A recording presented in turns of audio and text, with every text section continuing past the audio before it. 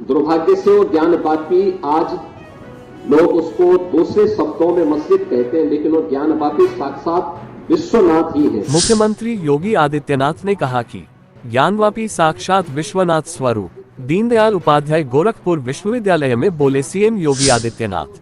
काशी में आदि शंकर की आराधना के एक उद्धरण के उल्लेख के दौरान सीएम ने कहा, दुर्भाग्य से ज्ञानवापी को मस्जिद कहते हैं कुछ लोग।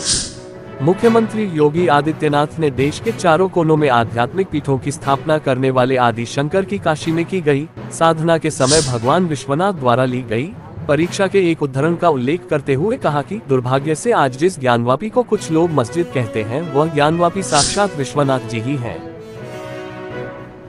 जब अपने अद्वैत ज्ञान से परिपूर्ण होकर के आगे की साधना के लिए वे काशी में आए,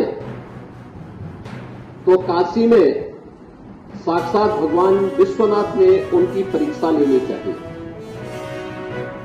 और उन्होंने इस बात को देखा कि प्रातः काल जब ब्रह्म मुहूर्त में आदि शंकर गंगा स्नान के लिए जा रहे होते हैं, तो वह सबसे अछूत कही जाने वाली एक सामान्य व्यक्ति के रूप में वह उनके मार्ग के सामने खड़े हो जाते हैं। तो स्वाभाविक रूप से आदि शंकर के मुंह से निकलता है, हटो, मेरे मार्ग से हटो।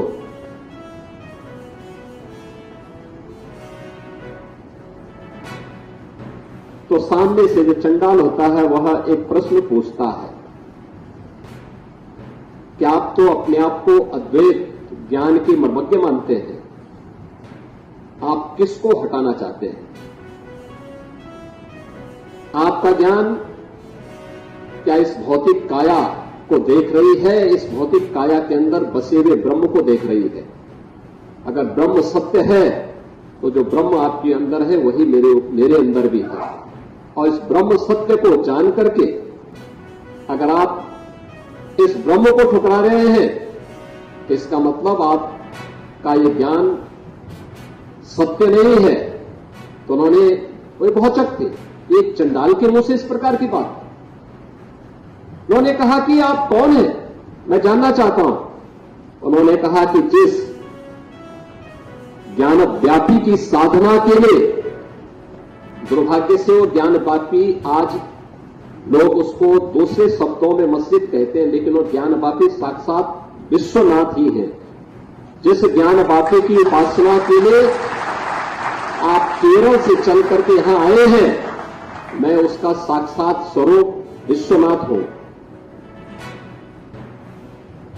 तो वह उनके सामने नतमस्तक होते हैं और उन्हें इस बात का पश्चाताप होता है कि नहीं, ये जो भौतिक अस्पृश्यता है यह न केवल साधना के मार्ग का सबसे बड़ी बाधा है, बल्कि राष्ट्रीय एकता और अखंडता की भी सबसे बड़ी बाधा है। और इस बड़ी बाधा को अगर हमारे समाज ने समझा होता तो देश कभी गुलाम नहीं होता।